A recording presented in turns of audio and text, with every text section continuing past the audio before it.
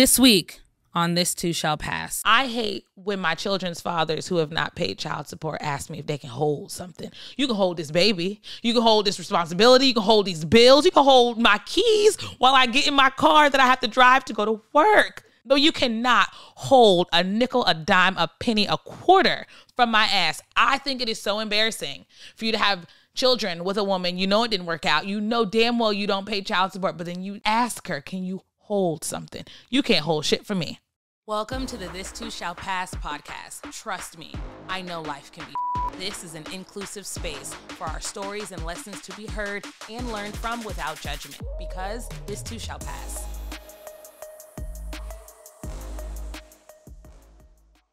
Hi, babes. Welcome back to This Too Shall Pass. As you know, my name is Ariel. It is a new year, 2024. What are your goals? What are you working on? What do you want to be completely different from last year, or something you want to leave out, or something you want to continue? For me, it is a new year. We went into this new year at the end of 2023. We did move. We are still getting acclimated. I'm not even going to lie to you. We've only been in there since November. So we've been in there a little more than 60 days. My kids are still adjusting. I'm still adjusting, but there is peace and it is quiet. And if it's loud, it's our noise. If it's a mess, it's our mess. And we are literally just learning, I guess, to live alone again. The plan was always to live with my parents. We bought a multi-family property and it just didn't work. So we are adjusting and figuring out our new normal. And I love that for us, but it is still a lot of pressure on me, on my neck as the mom, as the sole provider. But I'm really trying to this year, 2024, I want to say the things that I'm really going to work on. One is my relationship with God. I really want to push forward and cultivate a personal, intimate, and more in-depth relationship with Jesus, and not just coming to him when shit doesn't go my way. And I don't know if that makes me a bad person, but I am someone that's like, God, why me? I cry loud and I pray loud when I feel like he's forgotten me. But I really want to cultivate a normal, natural, everyday relationship with God that I can come to him even when things do go good. So that's one. My second one is I need to lose some weight. I do. I need to go down like 15 to 20 pounds. So anyone that knows some good diets for your girl, hit me up, because I've been eating chicken nuggets with Owen, pizza rolls with Haley on the weekend, and it's beginning to show. So I have this lovely blanket that Carla gave me because it's covering my rolls.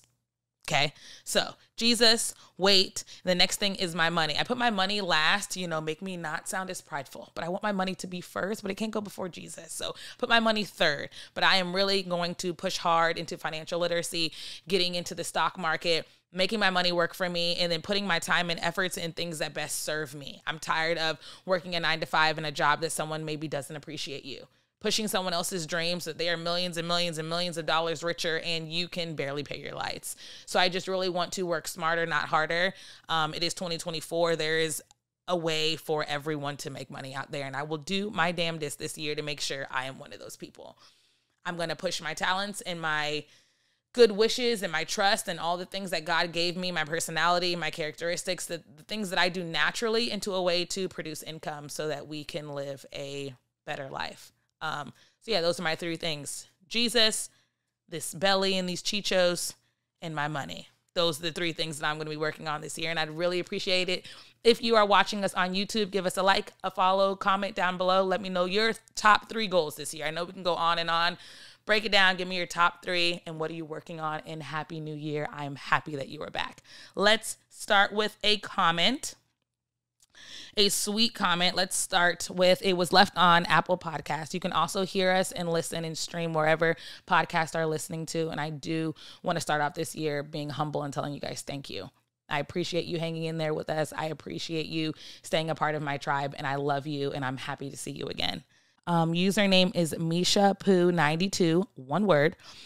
She left this the end of December. Thank you. She said, thank you for this podcast. This has literally become one of my favorite podcasts. I can relate to you so much because I was a teen mom, and you gave me so much insight on how to keep moving. Please keep them coming. Love it.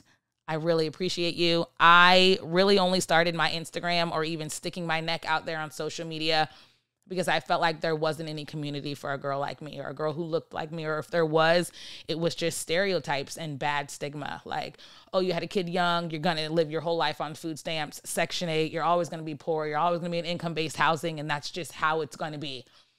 And I knew that wasn't true. I knew with hard work and dedication, a lot of things are possible, but there is nothing like community. I heard in church, I think it was a week or two ago, the pastor said something like, where 3 or more are praying in community, then God is present. I really do think a good way to move forward, you have to pay attention to your circle. You got to pay attention to who's around you, who's your community, who are you leaning on, who's breathing life into you, and who's not. So I hope you guys will stick around with me. I hope we can even maybe possibly with time make this digital community something in the physical, because camaraderie and sisterhood and letting you know that you're not alone is something that really lays heavy on my heart. So thank you so much, Misha Poo 91, for your comment.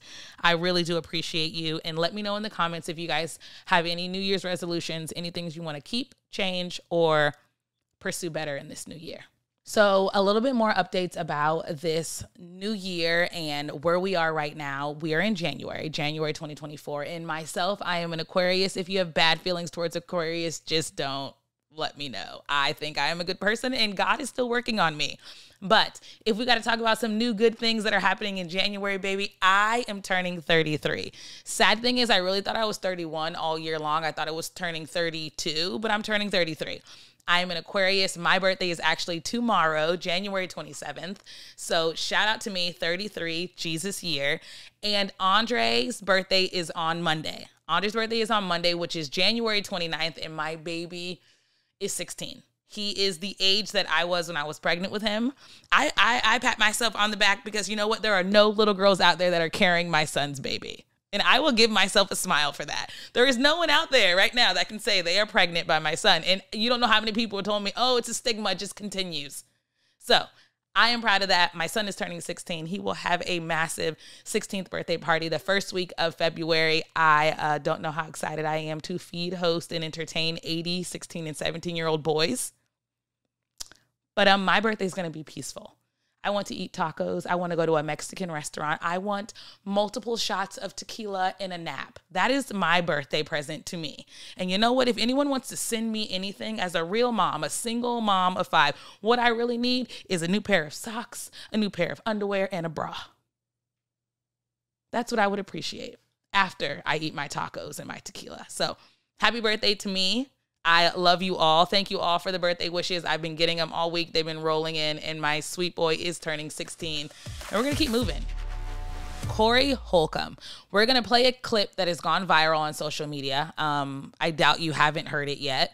It's distasteful and a little disgusting, but let's take a listen together, and I want to see how you feel. I mean, I brought it up because she tried to run game on me like she was brought up by her mama.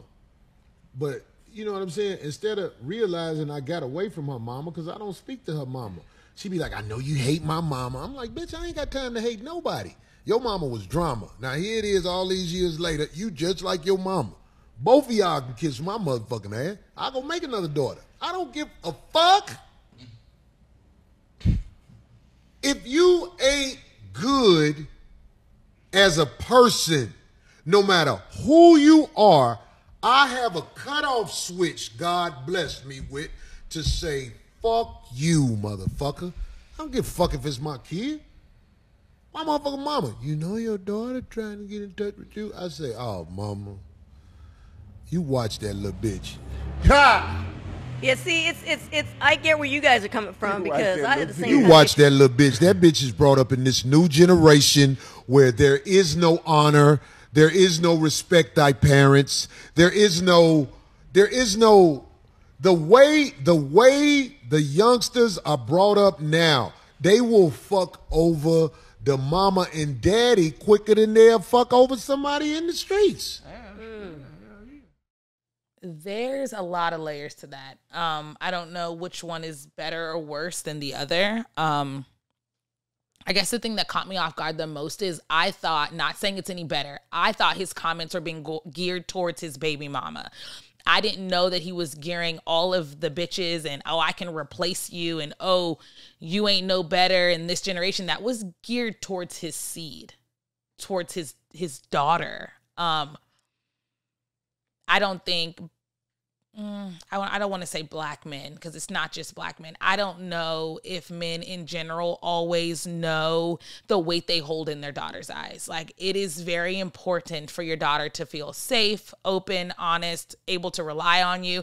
And I think it is hurtful, it is nasty, and it is something that will stick with you. And then with you having the name that you have, and then you posted it, it wasn't like you said something negative and it was just said to her, and it'll play in her head, trust me, over and over and over, and it'll bother her. But you posted it for the world to hear it. You posted it for the world to judge her. You posted it for all of her friends to save it, download it, and send it back to her and say, did you hear what your dad said about you? Did you hear what your dad called you? Oh, you were right about how your dad treats you. Like, sometimes, I'm not saying getting treated bad or disrespected is ever good, but damn it, sometimes it's nice to do it with a little bit of privacy. It's nice to do it where the whole world can't replay, pause, and rewind something that was hurtful and said to you by your dad. And then I just want to know, why is there no responsibility on the men's part? Like, it's always, oh, your mom's a bitch. Your mom's always arguing, or your mom is drama. Like, I think at some age, at his grown age, he has to know the role he played in the chaos. He has to know his role that he's played in making a woman crazy, because I'm telling you, we're not all perfect. Men and women, we're not perfect, but we're damn sure not just walking around crazy and yelling and screaming at everybody. Usually the people you yell at, usually the people you cause drama to, or you pray bad on, have done something to you. Not saying it's right. You know, you pray about it and let it go, but that comes with time. That comes with learning. That comes with God, and that comes with patience. I don't even do that all the time. I had such a bad mouth growing up. I used to just say whatever all the time, but it comes with age and maturity. But we're not just walking around here crazy and mad and yelling at everybody. It doesn't work that way. He really seems like one of those guys that's like, oh, my baby mama's crazy, or oh, I hate her, or oh, she didn't let me see my kid. He seems like one of those. When it's like, when you really peel back the layers, when you really look inside the home, he probably was the crazy one, or she moved her daughter away for safety reasons. But I don't know what the daughter reached out to him for, but I doubt she'll do it again. I think it is terrible for a grown man to call his adult daughter, or daughter of any age, a bitch. And then when you feel like it wasn't stinging hard enough that you called her a bitch, you had to say you'll replace her. Like she was an item, like she was something you can take back for an exchange, for a full refund. It was within your time frame, and it was defective. That's when you return things. That's when you replace things. When something's defective, when something's broken, when something's no longer serving a purpose to you. And when you use those loose, emotionless words about people, I don't know, that's really fucked up. I don't know, you replace a rug, you replace a blanket, you replace a chair. You don't say, oh, I'll replace my son, I'll replace my daughter, or I'll just replace you. That, I don't know, maybe she's felt like that for a long time, and maybe he just finally put words and context to it. But whoever's clapping for him or laughing in the background is just as bad and shameful. I don't know if it's kids nowadays not having respect. I just think kids nowadays know they have a voice. Kids nowadays know, hey, I can pick up my phone and more than just my parents in my home will hear me. Like, kids, for me, in my age, I'm not even that old. I'm born in 1991. We had voices, but I knew no matter how loud I yelled at school, no matter how loud I yelled at home, no matter how loud I yelled in my driveway, if you weren't in my proximity, you couldn't hear me. If you weren't in my area, you didn't know who I was. If I wasn't exposed to you on a daily, you didn't know me at all. The fact that kids nowadays can pick up a phone and build a whole community or a platform off of being the children of disrespectful parents, and other teens can chime in and grow a community. No, you can do that shit. I couldn't even talk on the phone if my mom got on the internet. The connection went down. The fact that kids nowadays have so much connection and availability, it is a two-edged sword. It goes both ways and can be good and bad. But I think kids nowadays, or young people nowadays, just know that they can form a community, that they're not as isolated as kids in my days once thought they were. And for good or for bad, they know damn well they can get their voice heard. And I think that's the only huge difference and availability that social media has opened up for kids nowadays. Because before, when you were pissed at your mom and angry, you know what? You went to your room and you slammed that door as hard as you could. And that's the only people that can hear you. The fact that you can go on live and millions and millions and millions of people can chime in on how your mom hurt you, or those moms that shave their kids bald, or all those things. No one saw that in the 90s. It was your word against hers. Not anymore. So I think kids nowadays know their voice has weight. I think kids nowadays know with social media they can build community. And I do not think with community that equals lack of respect. People think that means lack of respect because now you can cultivate your own tribe. And people don't like that. When you can cultivate your own tribe outside of the people you were supposed to innately be associated with because they're family, it's considered disrespectful. It was considered disrespectful for me to start this platform, for me to find my tribe, for me to build a community with women that had like-minded thoughts and situations like me, because you guys were outsiders. You guys weren't my family. You guys weren't what I was born into. Family is something you're born into without choice. But who you choose to have community with, speak your mind to, who you cultivate your time with, that is a choice. And I think because that choice is available at a younger age now, and these kids know they have a voice, the only thing the older generation can do is label it disrespectful. That's it. Because I bet she's not the only girl with separate parents and separate households to say, hey, you don't like my mom. She's not the first person to ever say that. She's just probably the first person to ever say it with a father that has a following like he does out loud on the internet. But there are plenty of kids before her that had and said the same exact thing. He just probably got embarrassed by it because she knows her voice holds weight, or it was heard by more than just her and, her sister, her and her friend. I don't know. I think it's bullshit, and he should be ashamed of himself, and to replace your daughter is sick. That's all I got to say about it. We're going to jump into Without Judgment. Without Judgment is when you are able to be honest, open, and transparent with me, and I'm able to give you my response, my feelings, my input without judgment. Because that's all I think we're all looking for. I think we all just want to be human, open, honest, naked, and raw. And just give me some advice, girl, without judging me or tearing me down. And let's see how it goes. So we're going to listen to some voicemails that were left. If you want to call in and be on the next podcast or give us your input, your thoughts, your opinion, your questions, the number is 321-300-6082. Again, 321-300-6082. 6082. Call in. If you want to be anonymous, you don't have to leave your first and last name or even your first name at all. You can give yourself a cute nickname for all I care. But if you want to be known, leave your @ symbol or say your name. I'd appreciate it. And then you just ask me your question. Explain to me your situation, and I will try my best to give you my honest opinion if I was in your shoes or your best friend walking alongside you. I just think everyone, we need a friend. We need a community. I think that's what this podcast is going to be about, is community and moving forward together. You do not have to walk this life alone. So let's listen to some of the voicemails I was left. Hey, Ariel. So I have a question. I've been going through a situation with my sister. We basically got into it. She put me out. She borrowed money, like $2,000 worth of money that she borrowed from me. She's choosing not to pay me back my money, so I'm trying to figure out, should I take her to court, or should I just forget about it and just say, oh, well, it's my loss. Thank you. Bye. Ooh. I don't play about money. But they do say don't mix money with family, like money and friends. Like when you start your shit, like hire other people. I know we want to bring all our people up with them, but bring them up with you when they working too. But paying their checks, paying them, I heard mixing family and money and business. Those are just some things you shouldn't mix. Squabble with your sister, it's going to happen. I think that's normal. I think that's life. I think you sounded relatively young. I actually got into it with my sister when we had first met, and I put her out of my house too. She was driving me nuts. But I still loved the girl. We cool now. We cool to this day. But at that moment, she had to go. The money, though, is a hard one. Like if that $2,000 is something that's really going to affect you and like it's hard for you to move forward. Like say you're going to lose your apartment or lose your home or lose your car because of $2,000 she borrowed. I don't know. I'm kind of torn with it because I don't even know if going to court is worth it. Like how much money you would spend in legal fees, trying to get a court date, calling off work, getting your sister subpoenaed, getting private investigators to either they have to serve them through the courts or you have to pay for that. And this is going to be civil, not criminal. So there's not a lot of like community assistance when it's civil. I think when it's criminal, people really do lean in to help domestic violence or child support or things like that. When it's criminal, when you're being left out criminally, but when it's just, I lent you money and you didn't pay it back, and that's a civil crime or a civil infraction, you have to carry those out by yourself.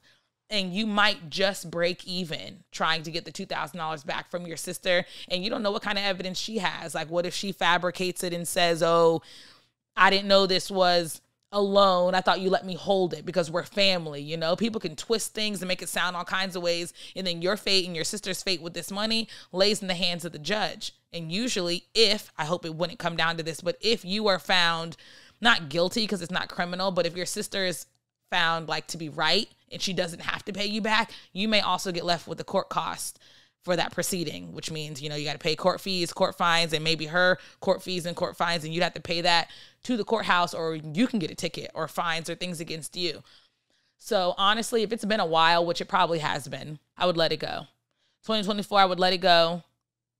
I wouldn't say forget though. I definitely would say move differently with her. And I actually didn't tell you guys this, and I sent this in a text last week, and I was so embarrassed to put this in a text. But listen to me, 2024, when it comes to money, 2024, when it comes to money, and me, I'm not lending money to nobody no more. That is my new thing. I have to know that when I release my money to you, I have to do it with the intentions that you won't give it back. So I even had to send this in a text to someone personal to me who has a good relationship with me, asked me for money, and I had to tell them, this is something I'm working on. This is a flaw of mine. I do lend out money loosely, not saying that I don't care about it, but I do it because I have a good heart and I like to help people. And I would like to know if I was down and out, that person would help me. But usually for me, 8 out of 10, that doesn't happen. I usually always find another job. I bounce back. I'll sell some shit. I'll pick up 3 shifts and walk some dogs and rent a monkey. I will do whatever I have to do.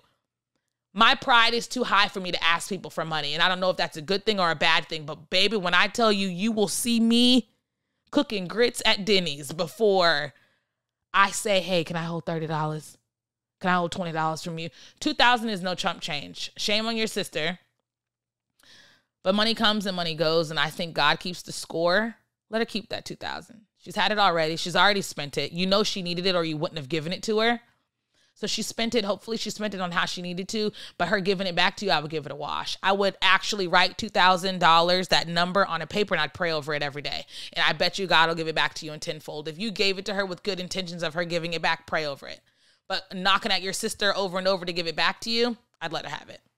But I definitely would move differently moving forward when it came to that person. Don't lend money to people anymore. I don't know how people even have the audacity to ask me for money, but they do. And it happens more often than you know. I've even, and I'm going to throw this out here because it's so shady and nasty and I hate when it happens. And hopefully they can hear this and it'll never happen again.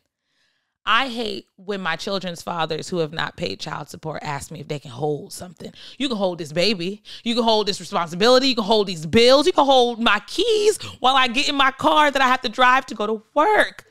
No, you cannot hold a nickel, a dime, a penny, a quarter from my ass. I think it is so embarrassing for you to have children with a woman. You know it didn't work out. You know damn well you don't pay child support, but then you ask her, can you hold something? You can't hold shit for me. I'm mad I held my panties to the side for you. I shouldn't have done that. But I think it is very disrespectful. If you know people have kids or you know people are really out here busting it, which is everybody. 2024 is not easy. It's not light. It's not cheap. Don't ask nobody for no money, especially if you don't have the intentions on paying it back. I think we need to work together, build a community. I don't know, share some more work from home jobs. We need to cultivate some ways to get hired. But asking people for money knowing you don't have the intent to pay it back, and ever asking me, a single mom of 5, for anything more than 25 cents to rent your car at Aldi's is too much. Thank you. That's my PSA for the day. I love you, but if it's more than a quarter for you to rent your cart, because I don't know why Aldi's in 2024, you don't have bags for these people yet. Don't ask me for nothing else. Here's the next voicemail. Hey, Ariel. This is IAWOWY. My name is Unique. I just want to say you are an inspiration to everyone. I am so proud of you. to just see the things that, the devil is trying to do to stop you from progressing. But I'm so proud of you to keep on pressing. You are a great mom. You're doing a great job. That was so good. I almost cried. That was a good one. Thank you. That was good. You know what I'm saying? And I just want to give you your flowers, Thank you. I wish I could give you a big hug, but just know you are amazing and continue doing great things because greatness is on the way for you. And like T.D. Jakes say, greatness takes a while. So keep on pressing on. Don't give up. I'm glad that you're in a better situation, and I pray that this Thanksgiving and this year, as it's getting ready to close, will be your best yet. Love you, girl. Keep on going, and I can't wait to see what you post next. Always a fan, always a supporter. Bye. That was so sweet. My gosh. You guys are going to make me really get on my shit and build this community in real life for these women because I need friends in real life. Like, I need a circle in real life that's off of the internet. And I really do appreciate you guys. You've always hung in there with me. You've always been by my side. And I really do appreciate it. I never thought it would turn into anything near what it is right now. Like, I'm not going to say that I thought I was a nobody, but I definitely thought I was someone that didn't have talent. I was just, I was a regular person. So to know that my simple story, my simple testimony, something that I thought was something that just happened to me, I appreciate you guys a lot. I understand that, but it's above me. It's above me is just a subsection. You guys know it and love it, and I love it. It's a section that we throw it up. It's above us. Above us means it's going to God. Hopefully God can marinate on it, change it, and push it through for us because I don't know the answers. I really do feel like this whole episode unknowingly became to be about community, finances, and like doing what was best for you. Because It's Above Me is really about the hardship of adulthood that no one really talks about. Like, I hate that because I chose to do the right thing, which is to raise my children, because I think people take it for granted having a good, consistent, everyday mother. That is a choice. I have every right every day to call DCF and say, hey, I ran out of money, patience, and understanding. I'm done. And they will come pick them up. And they will live somewhere else for the next 18 years, and I will not go to jail, and I will move on with my life with just me. I hate that when I pour my time and my energy into college to get a good degree, to get a job, and a job only to pay my bills, not to survive, not to thrive, not to travel, not to put my kids in private school, all of them all year round. Like, there's 6 of us in my house. 2 of us every week don't have our hair done. We got to switch this around. We can't all do it.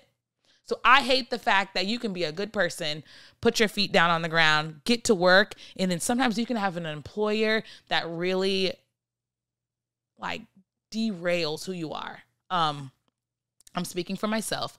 I have an employer right now currently, and it's not the job. Like, it's not the owner of the company. It is like my subsection manager thinks that this job is like paving her way into the Holy Grail. The way she talks to people is disgusting. I think especially women in higher up and in management should look at that shit as a huge step up because we weren't always there. And I think when you see other women beneath you or other women that are trying to work hard, I will give a man a hard time before I give a woman. Like, I am such a girl's girl. I love to see girls winning. Not saying that I don't want to see men winning, but I know it probably took her twice as hard to get there. I am a good medical biller and coder, and I've never had a manager talk so down to me.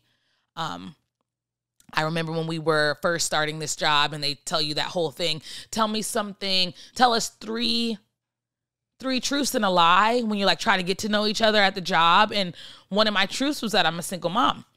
Of course, everyone, as they look at me, my age, my stature, was like, oh, that's the lie. You're not a single parent of 5. There's no way you've had 5 kids.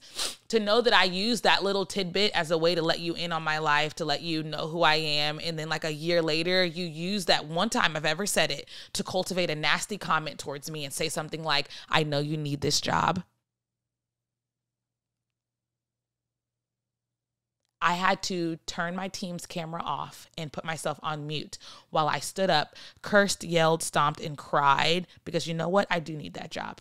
I do need to pay my bills for my kids, but I don't deserve to be belittled, talked down to, and disregarded by an adult over a spreadsheet that neither one of us own this company. And it wasn't even my mistake. I'm on this team to help you guys out. This isn't even my department. She's nasty. She belittles people. The way she talks to people is disgusting. And the only thing I'm asking for, which seems like a lot, is to be treated like a human.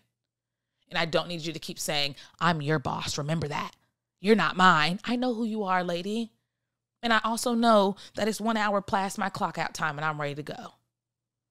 So I think you should always treat people with kindness.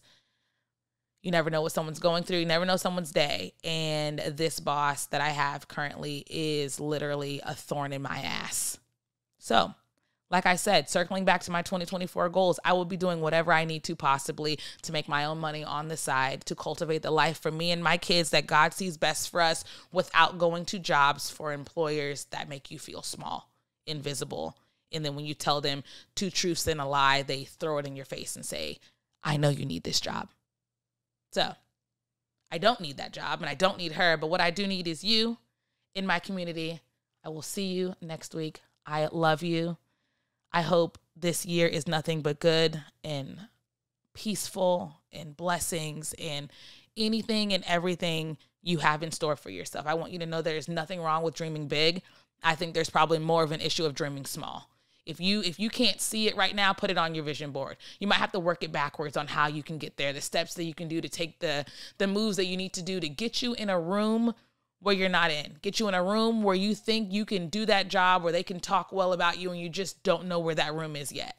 I would say, this is a prayer that I say to myself all the time, God, I want whatever you have for me. Even if it's not exactly what I have for myself, God, I hope that you can bless me in a way for me to be grateful, more fortunate, and put me in a room that you want to see me in, God. Because the only thing I'm scared of in 2024 is missing my mark. If it's anything outside of that, it's above me. I love you, and I will see you next week. I thank you for hanging in there with us. Happy New Year. Happy 2024. Chase your goals, and I'll see you next time. Love you. Bye.